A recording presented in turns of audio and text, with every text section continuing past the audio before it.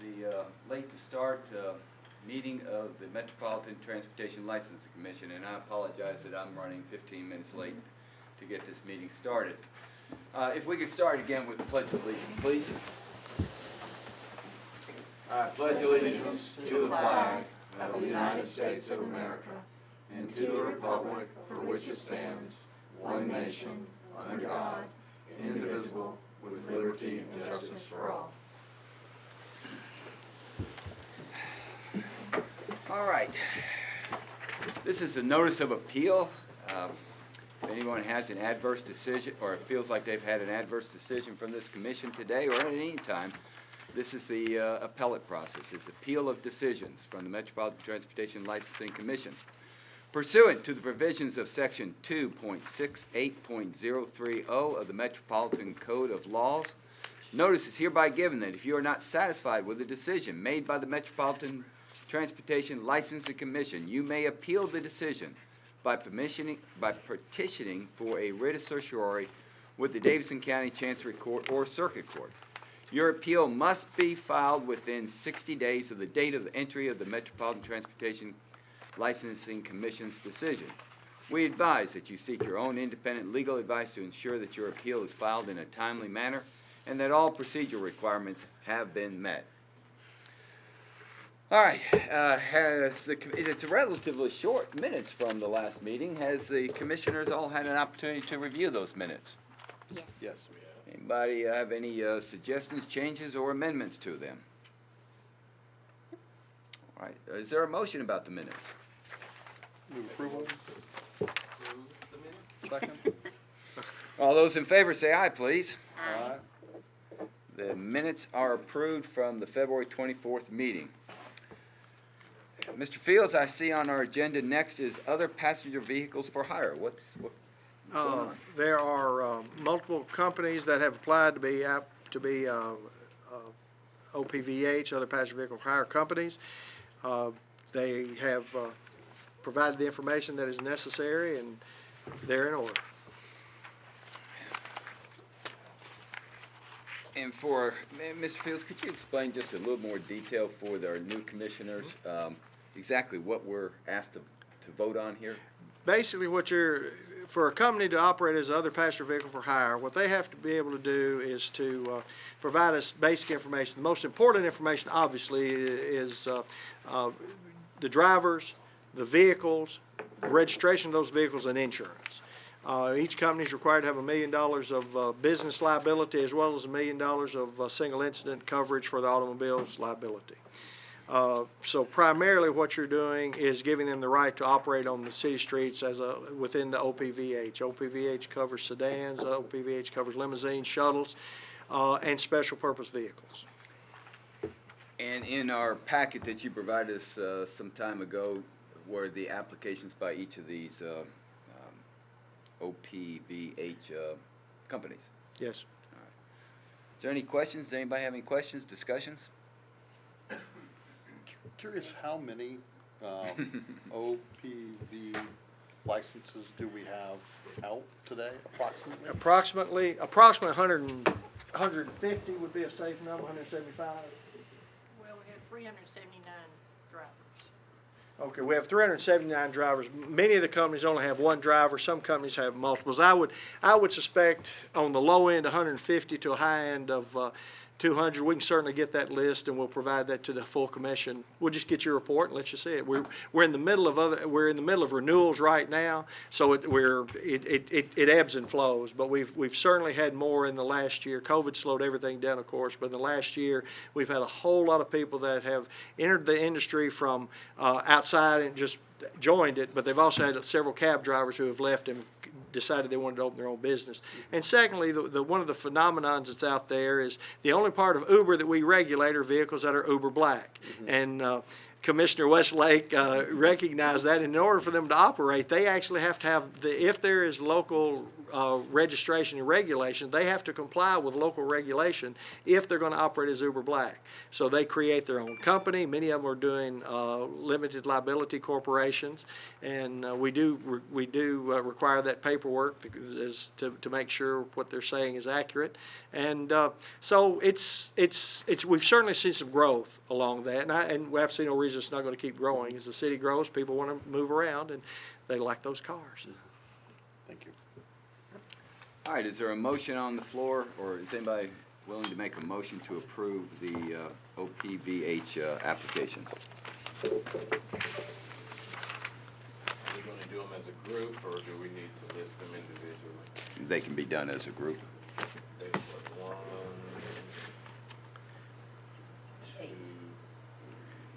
6.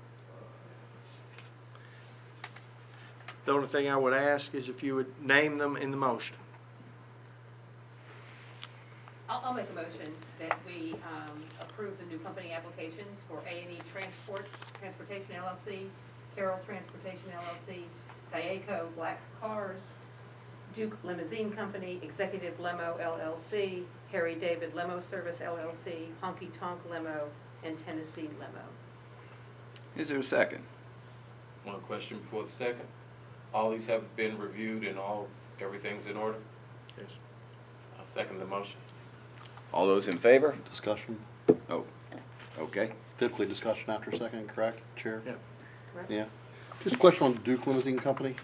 I'm sorry? Duke Limousine Company. Okay. Application. Number 6. On Duke Limousine Company's application is blank. Is it a corporation that's duly incorporated in the state of Tennessee? It is a private-owned business. He should have actually put solely owned. There's no, he operates as his own company. He said provide proof of U.S. citizenship or legal residency. He wrote none. Is he a citizen? He is a citizen. Let me, Are there officers of the company? He's renewing. He's had, he's actually renewing. He's a company that had been in business and had gone out of business and has come back into business. Is that But accurate? he's saying there's not an officer of the company, hadn't provided a company name, doesn't say he said he's not a citizen on his application.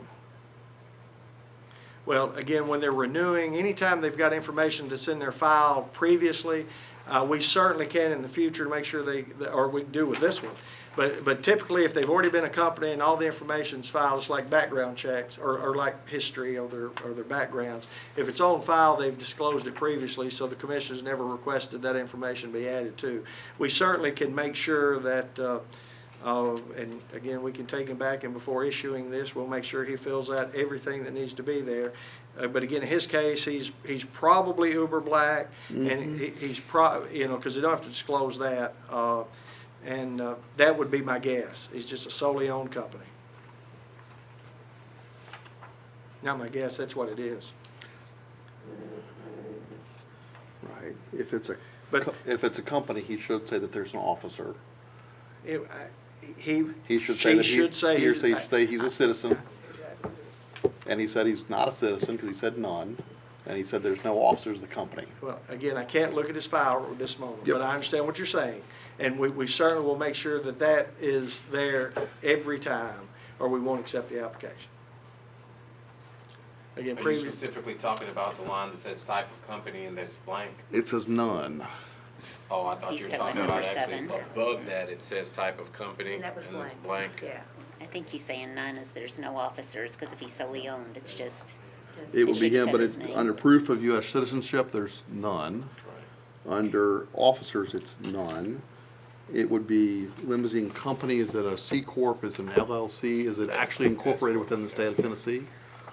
I'm just I see what curious you're saying. who we are authorizing for renewal. They certainly, from an incorporation standpoint, to my knowledge, there's not a requirement to be incorporated within the state of Tennessee to operate a single solely owned business that I'm aware of. Now, they can choose to be an LLC or an incorporation. in fact, this commission a few months back had the issue of a company, and he said it was an LLC, and the more we went into this, he was not an LLC because he had allowed his LLC to expire. So, Just a sole if, proprietor. but does Duke Limousine Company even exist? If, again, and I don't have his full, and I apologize for that, I don't have the full. 2018. Okay. Let me see what, I can tell you what he did in 2018. In 2018, he listed himself as the chief executive officer. I will only be driving, he's the only driver, so he has no other drivers. He, there's his driver's license. He has an employment authorization card, and it's on file, and it's active, or it was at the time. Here's his U.S. citizen, the backside from the U.S. Office of Citizenship. So he has the authority, and again, that would be an oversight on our part. We could have attached it again. We had it in the previous file, and that's my error. Should he also have had this notarized?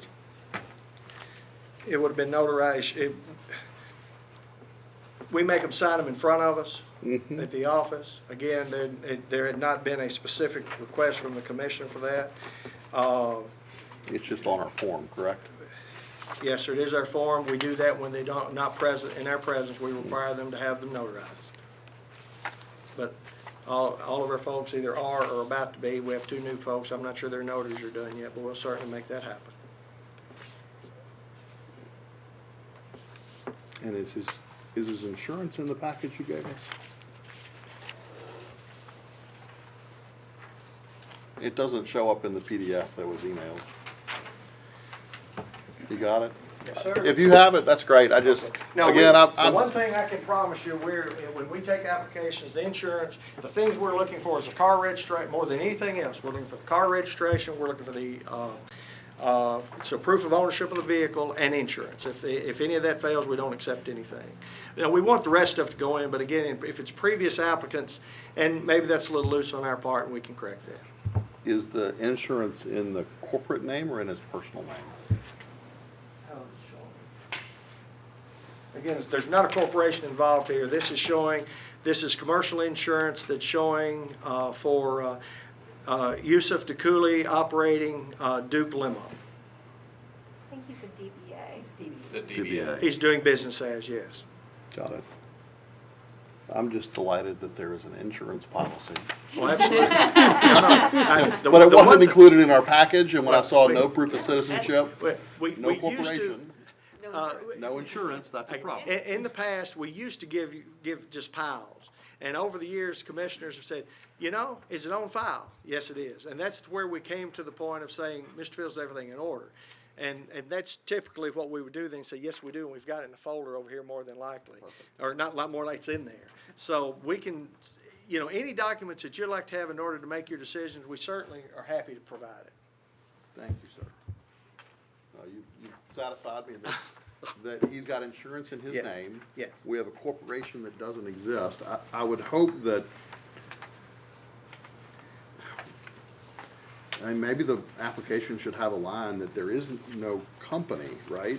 I mean, I just did a quick search on the Secretary of State's website, and nothing comes up for Duke Limousine. Well, one of the things that we may want to look at, and we're actively reviewing most of the ordinances now. We're trying to, obviously we got the ET stuff coming, but we're looking at all of our applications to make sure that all the applications are specifically related to what the Metro Council has required us to get, as well as anything the Commission has asked us to get. For instance, when the ET application goes out, it's actually word for word of what the council passed. So what we're probably going to do, and we'll do this, is let me see what the language is in the ordinance, what they're requiring, and then if it's not adequate, we can ask y'all to pass a rule and say these are the things we want on the application. Or if the ordinance gives the director the authority, in some case does, for additional information, I can just ask for it. And I guess I'm going to follow up that. Thank you. Who are we giving the license or certificate to be able to drive? We would be giving it to Duke Limo Service. Which is a corporation that doesn't exist. Well, it's a solely owned business that doesn't have to be a corporation. At least that's my understanding of how, if I wanted to open a business tomorrow, I can open it without, I didn't need maybe a county license, but I don't have to be incorporated. Now, it may Yeah. protect him legally. Incorporation is for his protection, like Yes. his assets can be, individually. Yeah, he places himself at risk. If it's limited Yeah. liability or if it's corporation, it could protect him financially. But from a standpoint of just doing business, to my knowledge, there's never been a requirement for a corporation or limited liability. But I'm just wondering how we give a license to a company that isn't a company. And maybe somebody can tell me we can do that. I haven't. well, I could do something of my I think we're own. giving a license to the name and not so much to a company. So we're giving a license to Duke Limo Service, the entity, the DBA. Yeah. And that could have been his name, but he chose for it to be the service's name. Right. So And that's who we're licensing. on the application, should it be his name, DBA? Well, his name's included on it, and maybe DBA should be on there, just for clarification, as you're stating. But it's to my understanding as Yeah. Mr. Fields is explaining it, my understanding is that we're actually licensing the entity of the name that he's putting out there. And that could be anything. It could be the Lollipop Factory. It wouldn't have to be, just to erase all the names we've said. It's an entity that does not have to be a corporation, just a name. But in fact, if he had other drivers, they would in fact need to be listed as well. Yeah. So I'm looking at the ICO black cars, and the insurance is in the name of Idris Mustafa, doing business as the ICO black cars, and solely owned, Two Circles solely owned. Yeah. It's, That's correct. yeah, it's just not a. And I think for clarification, in the future, we should, if they're going to be Yeah. a DBA, it should be added. And I think that's probably confusing, because item number 1 on the company application is name of proposed company, and company suggests, The application A is for a corporation. company Yeah. to apply, not for a, which applies a corporation or an Individual. LLC. Or, Right. Yeah. Gotcha. company application. yeah, I understand what you're saying. We're gonna certainly we'll do some work with legal and staff, and we'll make sure that we get appropriate language to make sure it's clear. That's right. We can do that. Thank you, sir. All right, after any more discussion? There's a motion on the table. All in favor, say aye. Aye. All right. Any opposed? Motion passes. Okay, is Timothy Hastings here today? Mr. Hasty, Timothy Hasty. Mr. Hasty's not present. All right, this was passed from the February meeting. Typically, we give applicants a second chance. We've done that with Mr. Hastings. He hasn't shown. Mr. Fields, have you attempted to reach Mr. Hastings to inform him of this meeting? A letter was sent, 2 phone calls made, no response to him. And generally, on the second time, we deny the application. If you Do deny, we he need a would be able. motion, or do we? You would need to make, if you want to deny, obviously, if you don't do anything, if you deny, he can't reapply for 90 days. Or we can just ignore it? Or I take no don't think action? you have to actually take, I'll look to legal, but I don't think you have to take action, which means nothing happens. All right. Anybody got a preference today? If you take no action, he gets no license, but you can also do a motion to deny. Mhm. But no, to my understanding, the denial actually suspends his ability for 90 days versus no action Right. does not put that in place, correct? Correct. Just let me double He could check. reapply. She's for the double next checking. agenda. Sorry, my computer Wi-Fi is for some reason not working, so I'm having to do it on my phone, which is a little bit more awkward.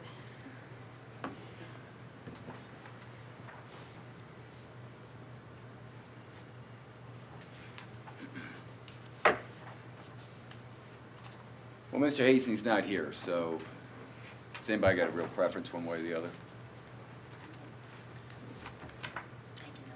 I do not have a preference. Okay. All right, well then we'll move on to other business. Review of the company name changes, is that correct, Mr. Fields? Yes.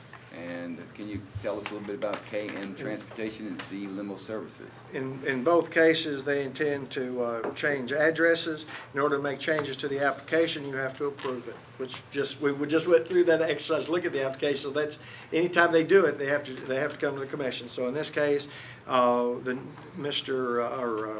Transportation Services asked for a new address at 3655 Andrew Jackson Way, Hermitage, and Z Limo Service is asking to operate at, or is reporting a new address at 1003 Manson Crossing Drive in Murfreesboro.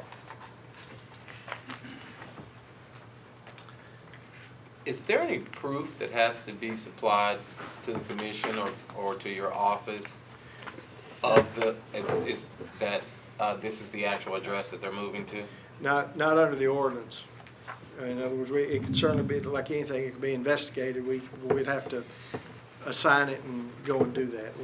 Again, if the commission wants, but typically that's not been requested by the commission. Right. I was Sure. just, it was the question, just if they had to bring in a piece of mail or something saying we did move from here to here. There's no issue with Z Limo moving to Murfreesboro yet? No, not required to domicile in Davidson County. Anybody have a motion? Move to approve the address change. Is there a second? Second. Any discussion? All right, all those in favor of the name changes for KM Transportation and Z Limo Service, say aye, please. Aye. Any opposed? All right, Mr. Fields, I understand there's some new business today. Well, we do have a little new business that we need to discuss. As you know, on April the 1st, entertainment transportation ordinance or new chapter will be 677 and becomes effective on April the 1st. In order to move forward, there are 2 or 3 things that I think the commission has to do.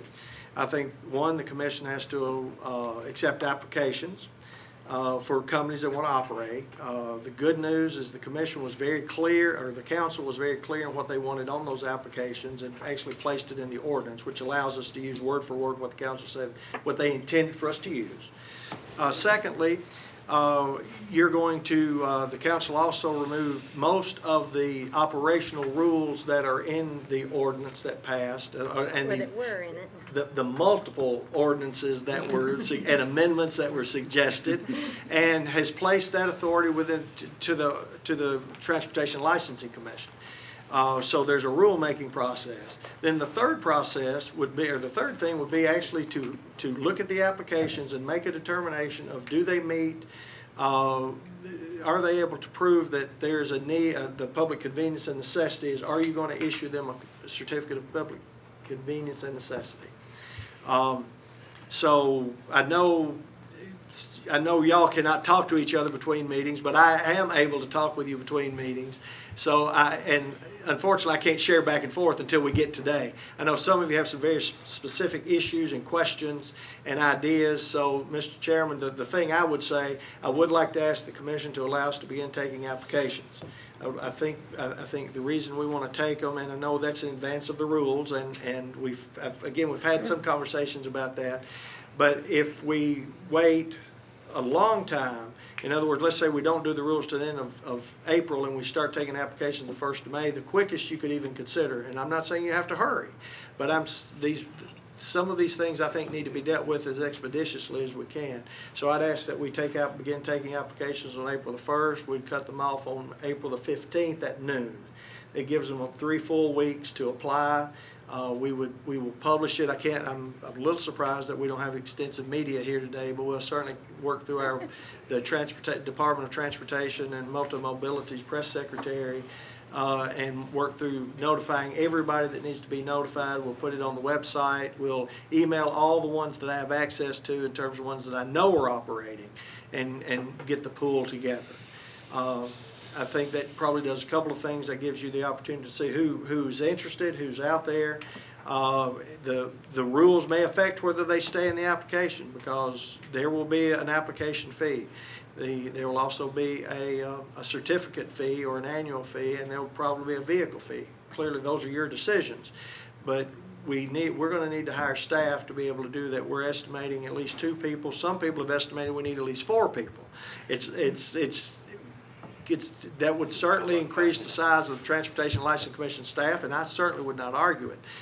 But we can only, through our fees, we can only collect that which we spend on the program. So we have to also then, we have to shape it in a way that, okay, we're going to collect this much money, and here's how we're going to spend it. It does not typically, and this is my error when I say it because people hear it and repeat it, is it does not have to be specifically on what we do, but it does have to be on things that Metro government does. There are more things with transportation licensing or entertainment transportation than the Transportation License Commission. There are the police, there's the street cleaners, and I said that because the Assistant Director of Transportation is present today, and he knows the streets better than Philip Jones. I'm sorry, I had to say hello to you. He knows the city better than anybody, and so there are those things that just go along with it. If somebody dumps something down on Broadway, we have to find a way to get it. So there's lots of expenses that go with it. So initially what we're going to talk about fees is trying to get staff hired. But as we go forward, and depending on how many people apply, we could come back and say it needs to go up. Conversely, we could come back and say we need to go down because we're not going to spend the money. I doubt that's ever going to happen because it just doesn't happen that way. So anyway, that's what I can tell you. That's where I would, as your director, share with you where we are. So what I hear from you is that having some idea of the number of applicants may impact the rules and the fees when we start to have the rule-making hearing and the fees setting. Yes, sir. Now, it's 2 different things, though. I mean, we have applicants and we have approved certificates. Mm-hmm. So theoretically, I mean, you could have 50 applications and approve 25. Mm-hmm. But on the front end, if we think, you know, I mean, I know what I think's that I think you could approve. So I've, you know, and that's based on looking on the street and seeing what's there and looking at the equipment and seeing what's there and how they operate. I think I have a general idea of what it should be, but we will have a much better idea of what we're talking about. Because most of the companies that I'm aware of are single vehicle companies, maybe 2. We have a couple that have 2 or 3. We have one that has several more than that. So, yes, I think it's important that we know that. And again, fees need to be adjusted after the certificate process. It would not be a problem because the only thing we will have collected is an application fee. We're going to ask for a $500 application fee, that's what we charge for the low-speed vehicles, the pedal carriages, pedicabs, horse-drawn carriages, and what that will do is cover the reviews, and sometimes they go lots of reviews, whether they're internal, Metro Legal, Metro Insurance, whatever it takes to make sure we're right, the phone calls that are going to go, and the one thing I'm certain of, there will probably never be a set of applications that'll be more, you know, every year we progressively work, when we have new industries, we work those applications really, really hard. We're going to make sure that we've got all the information when we present them to you and say, these are the applicants. There will not be any doubt in my mind that they're going to be the ones that are compliant with what the ordinance says in terms of the application process. It'll be up to you to make a determination of how many and who and so forth. Mr. Field, how do we determine the application? I mean, I heard you say that there's a $500 application fee. I would assume that our cost, or that Public Works' cost, Metro Legal's cost to review those applications, when I look at how much information you're required to pull together, if we were to try to obtain 100% reimbursement for the application, it would be a considerably higher dollar amount than $500. That particular, normally when we set a fee, when we set a fee, now let's go back to not normally. When we set a fee, what we do is we work with the finance folks, and what they do is evaluate. They ask the questions: who touches it, how often is it touched, where does it go, who's looking, and so forth. We have not looked at the application fees on this particular one. We have, in the last few years, we've done that. I think the last time we had new industries we were doing was 2017. There is, or maybe 18. It's possible that fee could go higher or maybe should be higher, and we could certainly do, it would not take a lot of effort for us to go back to the transportation, NDOT's folks to ask. But most of the review is internal because, into the office, because there are documents they have to require, you have to turn in, and I wish I had what I think the applications look like, but they're very similar to what you're already seeing.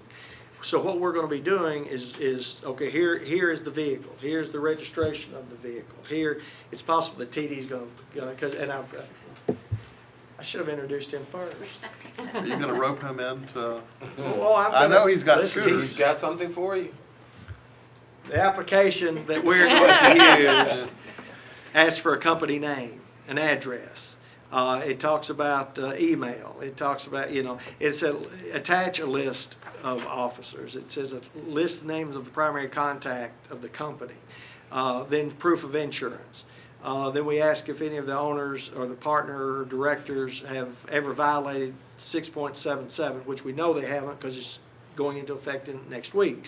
But then an important question is attached description of prior experience of the applicant in transport of passengers, including location of the company, companies operated, permits held, similar information. So in other words, the council very clearly, in their words, said, we want to know who you are and where you've operated, so we're expecting a little history that's going to be coming in. Then they're going to list the number of vehicles as well as the proof of ownership of those or control of those vehicles. Their training manuals and procedures are going to have to be attached. Any rules and regulations over the driver appearance and conduct. They're going to have to disclose any violations of previous state laws, Metro Code that has anything to do with noise from vehicles, lewd conduct on the part of commercial businesses, or alcoholic beverage open container violations. Then there are 5 things that an applicant will be ineligible for consideration if you like, I'll read them in. Any of the owners, partners, officers, directors, or members are under 21 years of age, or entertainment, transportation, vehicle business has no separate legal existence beyond a shareholder, owner, or partner who is under the age of 21. So you got to be 21. Any owner of a partner, officers, director, or member convicted or forfeited bond, pleaded guilty or nolo contendere to, or been released from incarceration for a felony, prostitution, I can never say this word, assassination, anyway, obscenity or any criminal. Not Definitely not assassination. I'm I sorry. know that word, whatever the word is. I'm from Goodlettsville, I'm sorry. Or any crime of a sexual nature in any jurisdiction within 10 years immediately preceding the date of this application, or has been convicted of, forfeited bond, or pleaded guilty or nolo contendere of multiple felonies. Any owner, partner, officer, director, or member has violated any portion of this chapter of the Metropolitan Code within 5 years preceding. Any portion of this application is incomplete or contains incorrect or untruthful information. And finally, an applicant will be ineligible for consideration for a 1-year period if the owner, partner, officer, director, or member has been found guilty by a court of competent jurisdiction of violating state or Metro Code provisions 3 or more times within the last 365 days pertaining to noise from motor vehicles, lewd conduct as a part of a commercial business, and or alcoholic beverage open containers. Again, straight out of the Metro ordinance. And then they have to swear that what they've signed is true and it's correct to the best of their knowledge. He certifies that all the drivers and vehicles meet the appropriate sections of 6.77 of the Metropolitan Code of Law, State of Tennessee, and federal laws, as well as any pertinent rules promulgated by the MTLC and are physically, mentally fit to operate the assigned vehicle. Further, I certify that all insurance coverage as required in 6.77 is in place and will remain in place during the time this company, its employees, and its vehicles are in operation within the area of the metropolitan government. There's a place to sign, and there's a place for notarization. They will all be notarized. It feels to me for you and your team to read all that, it's going to be more than $500 of labor. If you're going to read a 30-page training manual, as an example. Well, and you don't know how much I appreciate that. I want to make sure. Yeah. I mean, and I think we want to make sure that taxpayers are protected and Sure. that you have a full enough budget to do your job. Sure. And again, And $500 doesn't seem like enough. here's what we will do. And, because again, we're not make that decision today. The truth of the matter is, we can't collect it until y'all approve it, and you can't approve it today because it's not on the agenda for a public hearing, because it has to be done at a rulemaking session. But what we can do is we will go back, again, they're getting used to seeing what we do, at NDOT. We've just had them review what would it cost if we wanted to hire 2 compliance officers. So we've already got that information collected. What we will do is go back and sit down with them and say, okay, we're going to review these applications. These are the things we've got to do. What we'll use are previous applications from companies like taxi cab companies who provide, in some cases, volumes. It's been several years, but the concept should be the same. And so what we'll do is say, these are the kind of documents we have. It's going to take this much time to read. Let's look at the numbers. Let's talk about who's touching them, because I'm certain I'm going to touch them, and I know Ms. Stillman's going to touch them, and if TD has any luck at all, he'll get to touch them. And then also there are going to be conversations and review from Metro Legal as well as Metro Insurance, Mr. Cobb. So because insurance, safety is our business, period. That is what we're here for. Yes, sir.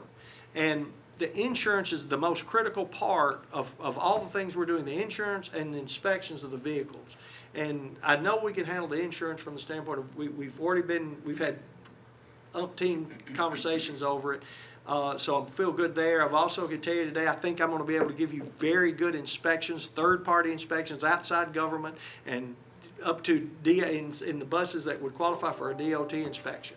The others would be an equivalent inspection. So I understand what you're saying, and I'm now going way out in the weeds. What we will do is I will ask the finance office at NDOT to review with us what we think. We may take a call to Ms. Castona since she's used to it, and maybe a call to Mr. Cobb, but we'll gather that information, and when you're ready for the review, when you're ready for rules, we'll bring that rule to you as the application process, as the application fee. And this is all part of the discussions we're going to be having later on. Yes. To Yes. look at these as Yep. well. What do you need from us today? Well, I think, and again, I understand someone raised the idea that, Billy, by taking the application before they have the rules, it's not fair because they don't necessarily, not fair is not the right word. It doesn't seem appropriate because they don't know what the rules are. Should we take an application for something they don't know what the rules are? And I understand that. Because somebody may apply, look at the rules and say, whoa, I wouldn't have applied if I'd known that was going to be a rule. Yeah. And I've just burned a $5,000 application fee. Yeah. So we're balancing those aspects right there. It's Between A lot of people have getting the applications to know, the numbers that may impact our rulemaking versus people applying who may later say, I'm not going to apply if that's going to be one of the, I wouldn't have applied if that was one of the rules. I think you're right. And we've got no way of rectifying those two competing interests. Yeah, there wouldn't be a review, for instance, on the applications. Once we start the review, they're reviewed. Mm-hmm. So all of our applications are non-refundable unless we've made the error. If we've made the error, then it's trust me, if we have to refund something, it goes all the way to the Metro Director of Finance, trying to make sure they understand why we're Can I asking. interject an idea for discussion? So I do think that Mr. Fields is correct. It would give us some insight as to the volume of applicants that we might be dealing with, which also would give some insight to possibly the number of bodies that we will need going forward to deal with it, to also give us an idea of fees. However, I do have to lean toward the fact that if I were an applicant putting in for this and there was a rule that came up and I paid my $500 and said I would not have put my application in, that would be a problem. Can we accept the applications to get a number of, or an idea of the volume, and then charge the $500 after the rules have been set? Yes. Or the 5,000. Or the $5,000, Well, or the $50,000? Charge it until after. Or an intent, I mean, you We can would- also do an the- intent to file or request for information. You could That- register that's what people I'm under an wondering. RFI and say, you'd like to be notified at such time as there is an application. Instead of taking an application, request for information. Well, Notify. and in keeping the intent to the point that having said that, we're also not providing any money for the reading, for the process of taking these applications. So to simplify it, just to allow the applicants to make the application and then pay the fee after review of the rules, which would simplify that process so there isn't a bunch of hands and readings of it. The truth of the matter is, I can't take an application fee until you approve it. You can't approve it until we have a rulemaking process. So we the can't truth- just approve the process of taking the application. From a money standpoint, absolutely. And then if they're, at that point, they would have an opportunity to withdraw. Now, we would maybe spend some time on companies that withdraw. But if they do, they would withdraw after the rulemaking. If they go forward, then we would accept, before they came in front of the commission, we would get the $500 application fee before they came into the room. And we could make that a part of the process. Whatever it is. And then the other fees wouldn't be paid, and they'll know how much we think a company should pay to have a certificate of public convenience and necessity, as well as a vehicle fee. And that'll all be set by us. And that would be set by you, and then that's set even before you would consider their applications. So you'd set that rule, then you'd do their applications, and then if they chose, if they said, yes, I still want to opt, they come in, they want the certificate that y'all would issue, then they would, before we would issue it, they would provide the whatever fees you establish. So the reality is the application can come in, nothing's gonna happen until we set the fees. We'll begin the reviews, Yeah. but money-wise, nothing would happen to you set the No money's coming fee. in until Absolutely the not. fees are set, and they could, once the rules are set and the fees are set, they could withdraw their application, and there might be a little cost on your side in terms of time and labor of having some initial screening of applications. Would they be spending any money as part of that application, thinking their insurance, their? They would have to gather lots of information. There's a financial, there's a specific thing the commission or the Metro Council, But I would think anybody with the intent of going in business should go through that process anyway. I don't disagree, it was Yeah. if we're talking about them spending money and Oh. then potentially finding out the rules and. Mr. Chairman, if I might make Yeah. a suggestion, we could perhaps put a disclaimer on the application form, kind of advising that in submitting this application, you're indicating your understanding that the rules have not yet been promulgated, and that once they are, you will be subject to those rules.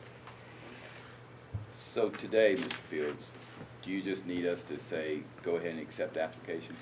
I would very much appreciate that. From April 1st to April 15th.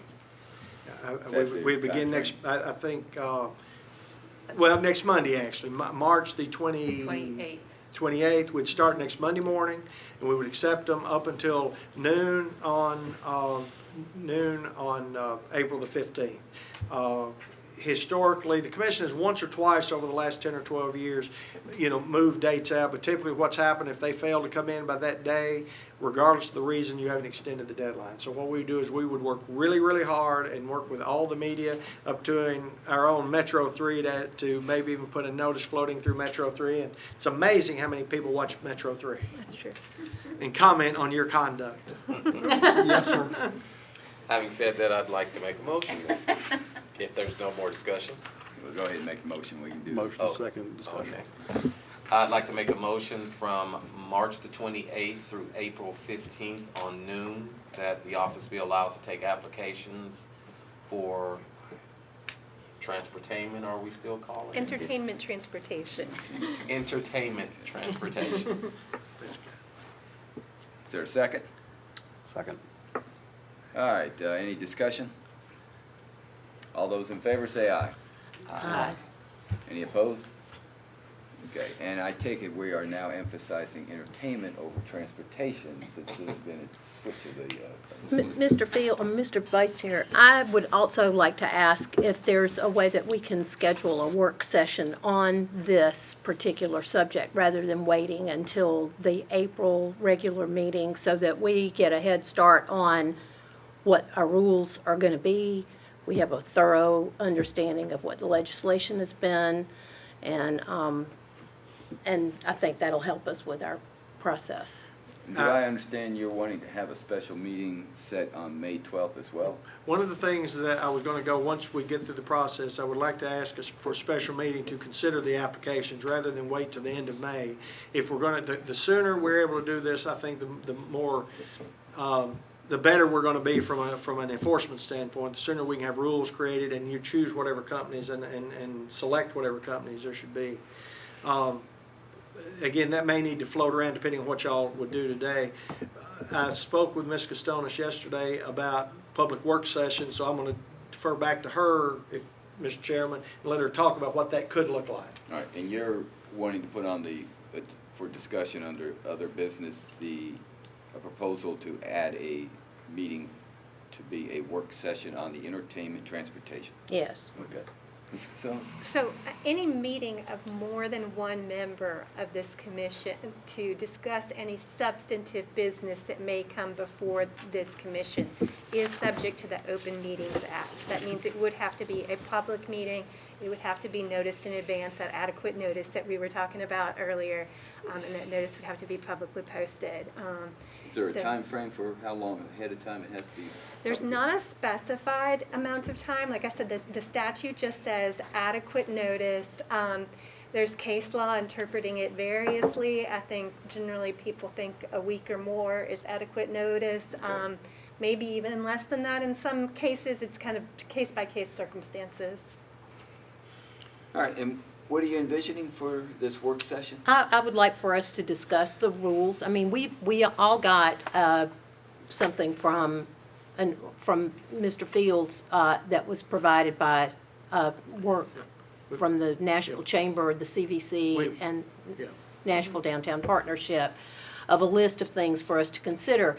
There's been a lot of time that's been put into this from the state legislature, from lobbyists, from different things, and I think that we should devote the amount of time to this that it deserves to.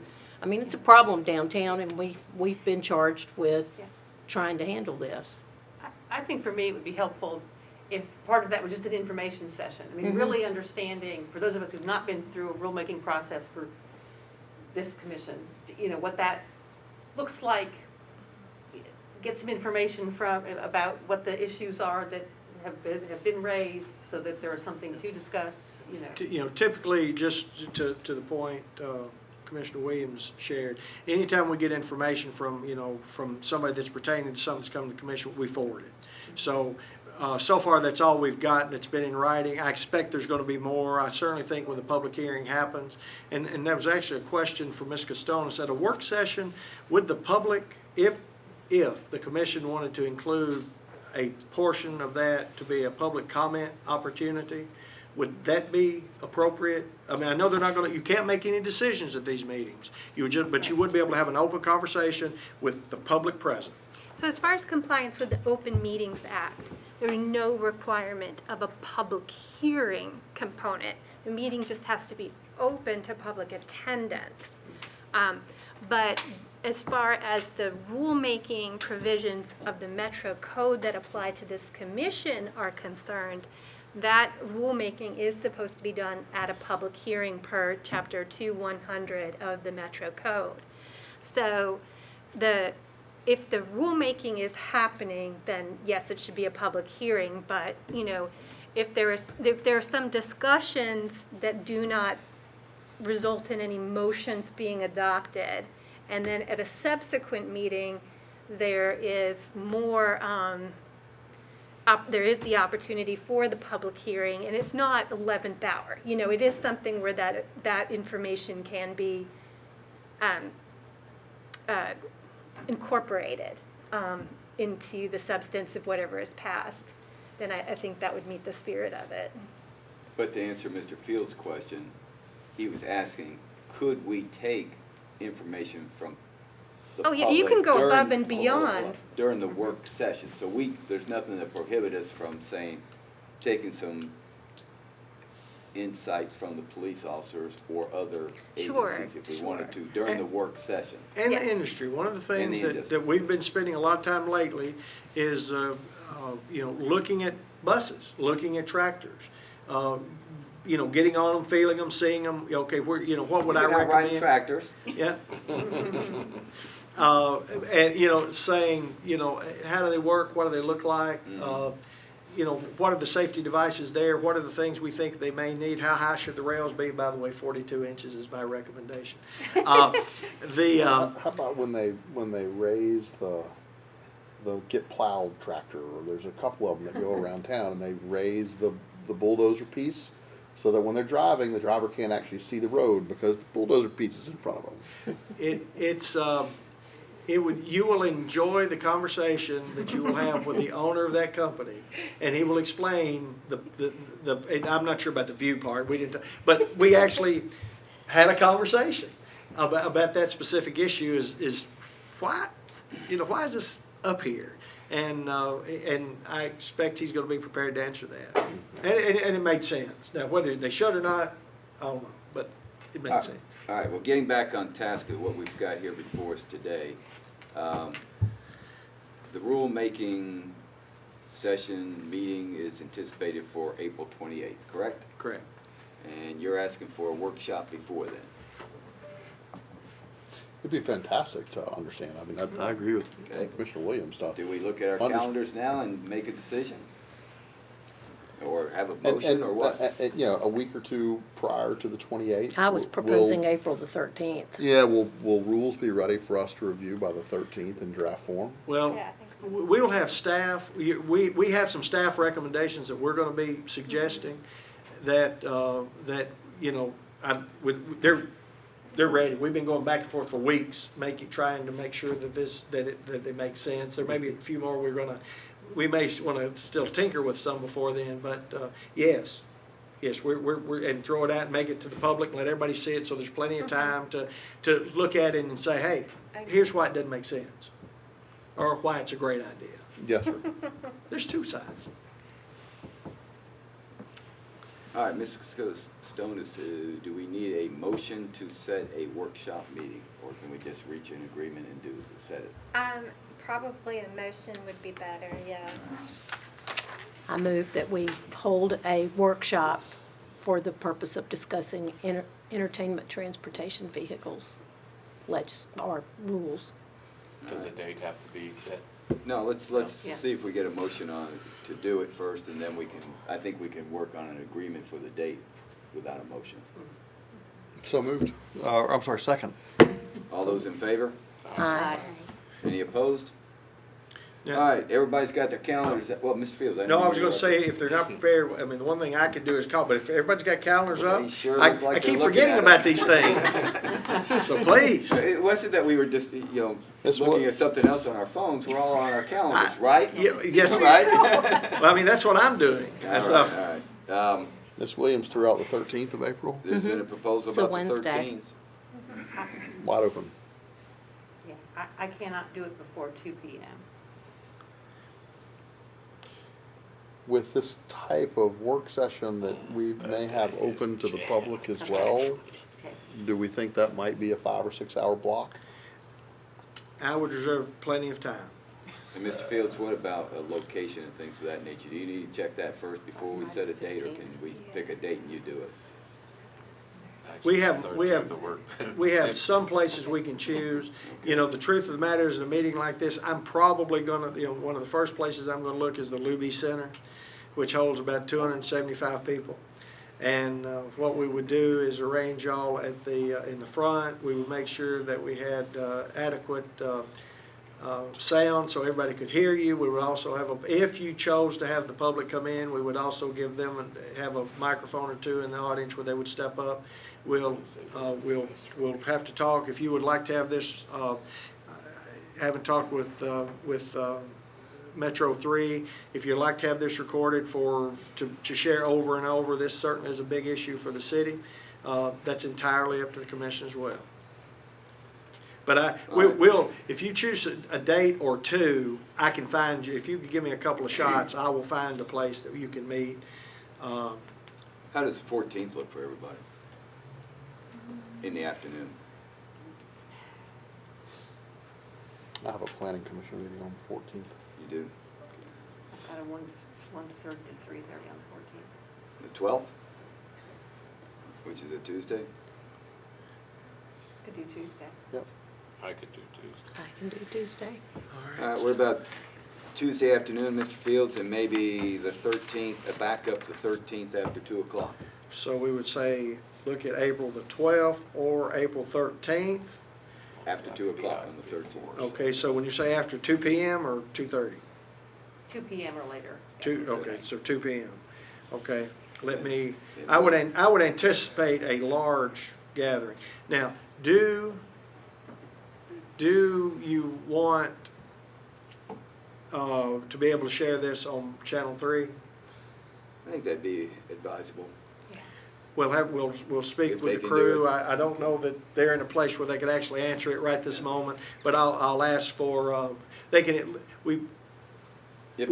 that'd be If good. possible, Yeah. we'll do that. And we talk about 2 All right. o'clock on both of those days? Say Is that what? right? 2 o'clock on both of those days? I'd say 1:30 on the 12th if we can. Okay, I just If we're wanted gonna to look put a at a tentative 3, on it. 4, or 5 hour meeting. Yeah, if we could get out by 7, if we do it on that Tuesday. We're gonna be out by 6. What you're Big like for me to- issue, so If I I'm in can this only chair, we're out imagine. by 6. So what you'd like for me on the 12th, look at starting at 1:30, Correct, and on the 13th, starting at 2 PM. correct. I will go and ask and see what I can find in the appropriate place. We could also look at the Howard Building, which is very, we would actually start with Howard. Howard is already set up for security and the cameras, and it's not available. Here, Alessia, we will not be going to the Howard Building. So we will find a location. It will need to be in a metro facility.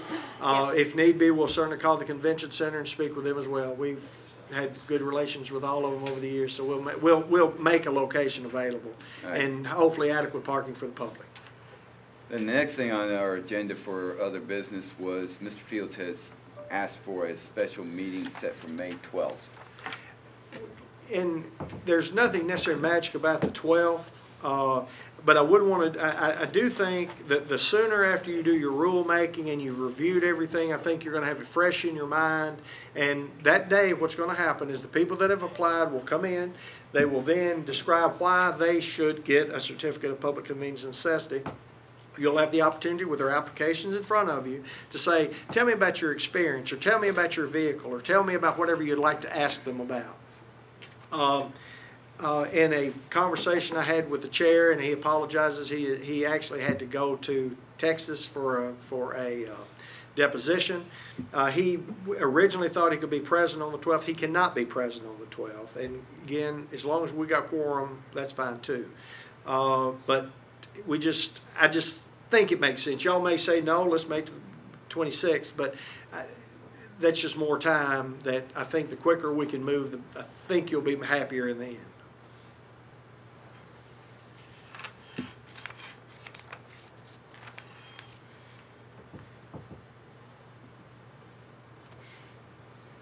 Well, is there a motion to schedule a special meeting? The alternative is to have the special meeting or bump the application approvals over to the meeting on the schedule for the 26th. So move. Is there a second? Second. All in favor of scheduling a special meeting in May, say aye. Aye. Aye. Any opposed? Now on a date. Mr. Hernandez is not available on the 12th. I can tell you if you go the week earlier, I'm not available, but hopefully he'll be available so he could chair the meeting. Not available the- 22nd through the 26th. You're what? I'm not available the week before. Yeah. Are there any other days the week of the 9th that might be a possibility? I'm good other than that one block. If not, the week of the 16th. And the 18th. We will bend the staff schedule to fit your wishes. We could do it on Cinco de Mayo and just have margaritas.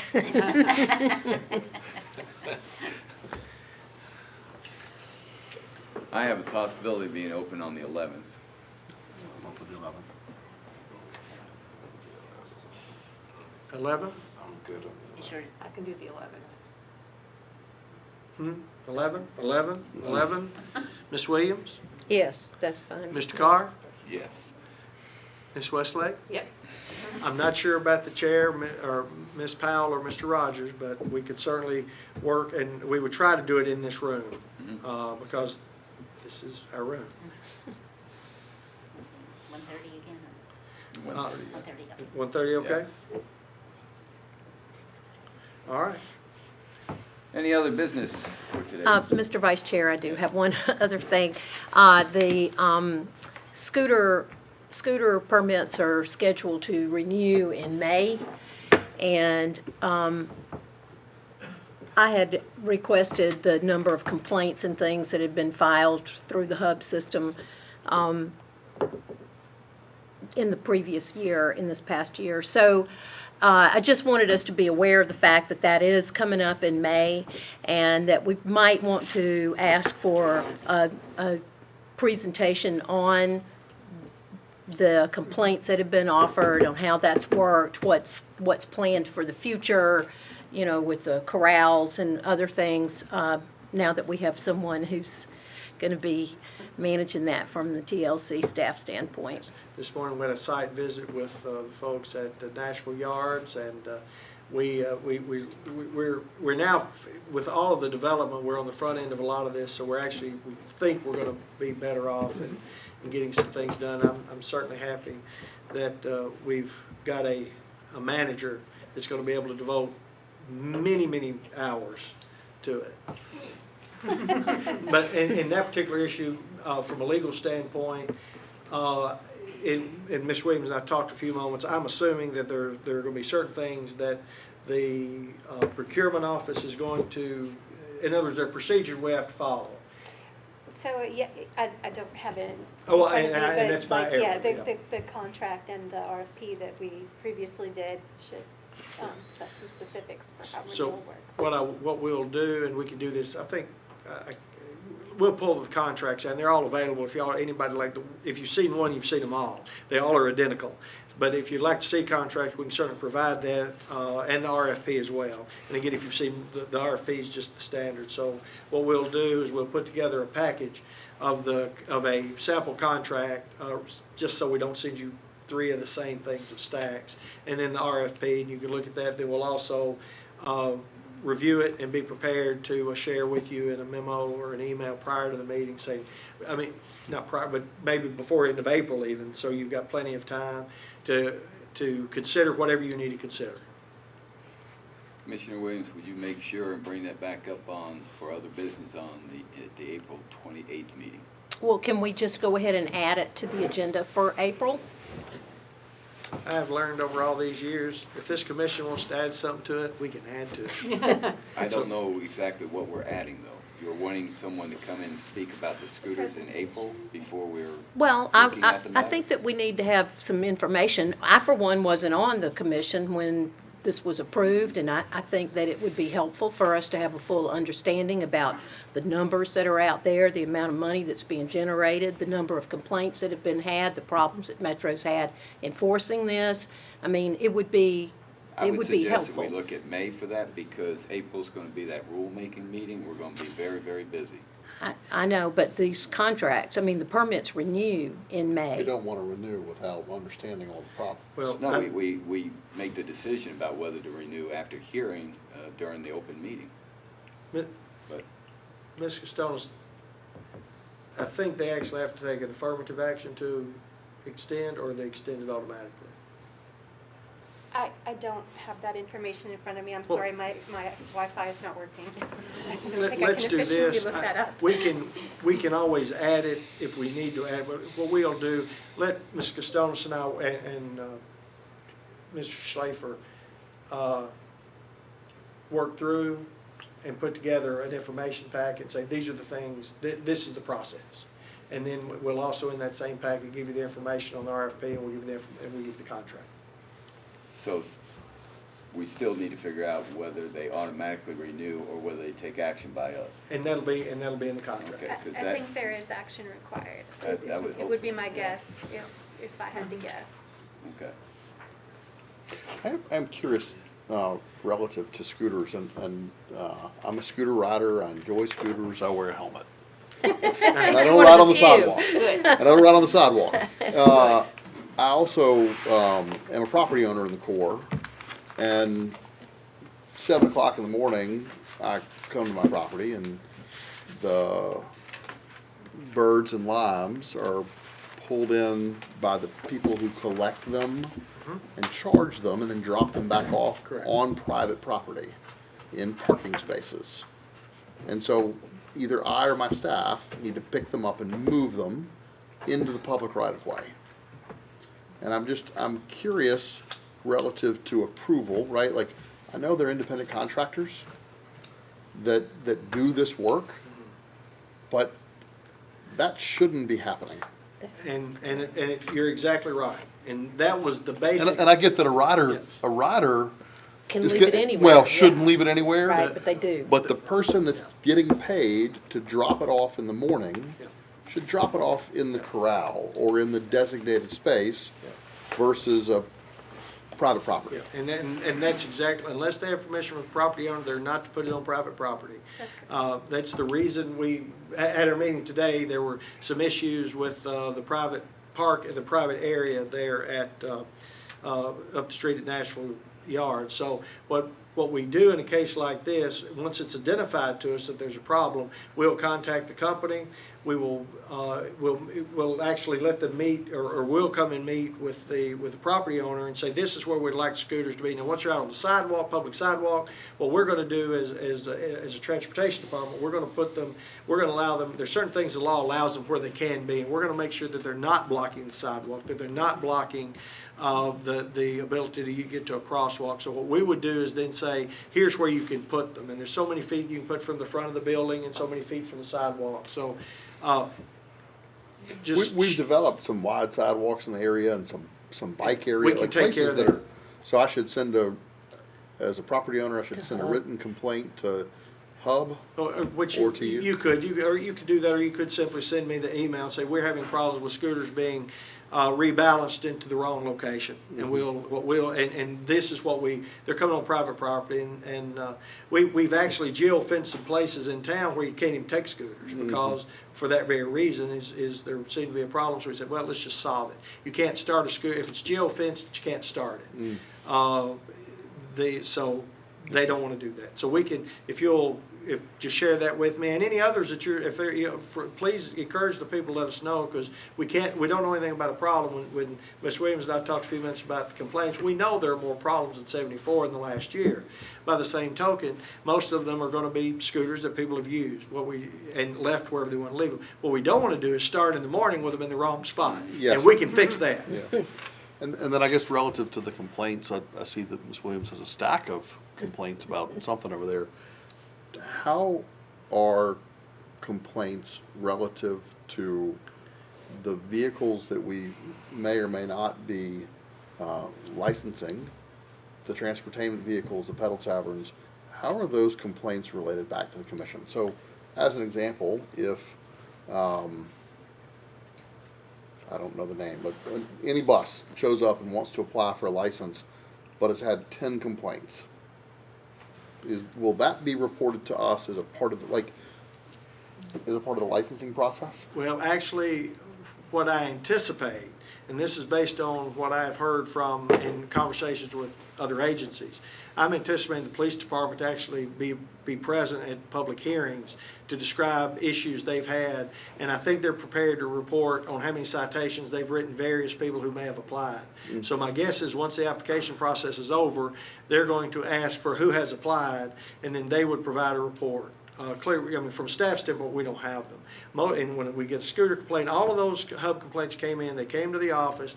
We would then contact the companies, would say, you've got a problem here. Most of them are user errors, so what they're going to do is get out and rebalance them. Then the ones like you've described are a little bit different because it's company error right on the front end. And No, like I think about that. You received an email last week from Mr. Valentine. Yep. He sits in a noise-proof office, right, generally, and couldn't have a conversation with somebody 6 feet away from him. Yeah. And I'd be curious who that person was, and were they violating a noise ordinance? They may not have had a citation, Yeah. but they had a complaint that came to you directly.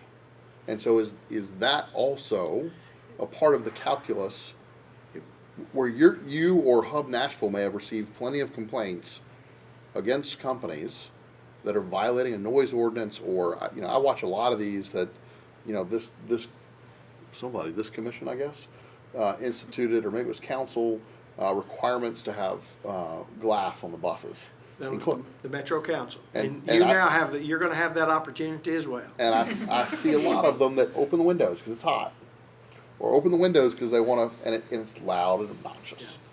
And so to the extent that complaint gets to you, but never a police officer doesn't write a citation, will those complaints be included in the application process? Anything that we have that can be directly related to a company certainly would want to be shared about the company. Otherwise, what we would also do is say, we have this problem and this noise problem, so any complaint we have, anything that's come in, I've been encouraging people for months, I don't get a lot, to be honest with you, because they knew we couldn't regulate it. Yeah. But anything we have, yes, it's coming to the commission. Absolutely, we do it every time. Could we require these people to have a sign on the side of their vehicle that says, for complaints, call this number? When we get to the rulemaking section, Yes, I we can. can. Is that your selling? That's my driving. Commissioner Hayes, the direct answer is yes. We can set reasonable rules. As long as you're not being arbitrary and capricious, Correct. and you have a reason to do it, you can certainly establish the rule for that. Mm-hmm.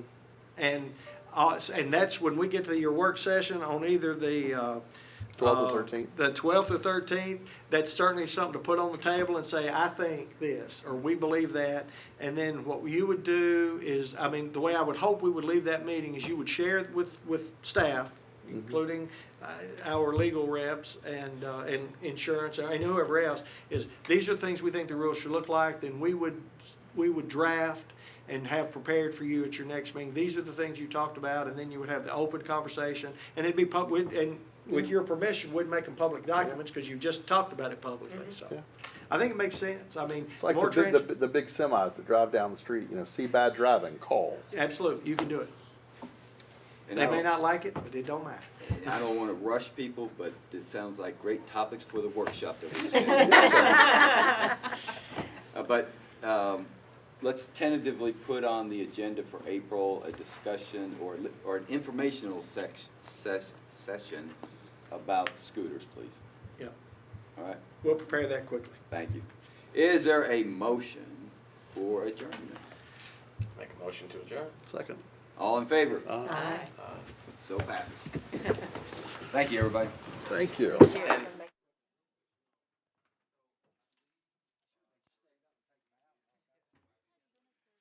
Metro Nashville Network. If you would like to see this presentation again, or for more information on this and other programs, visit nashville.gov.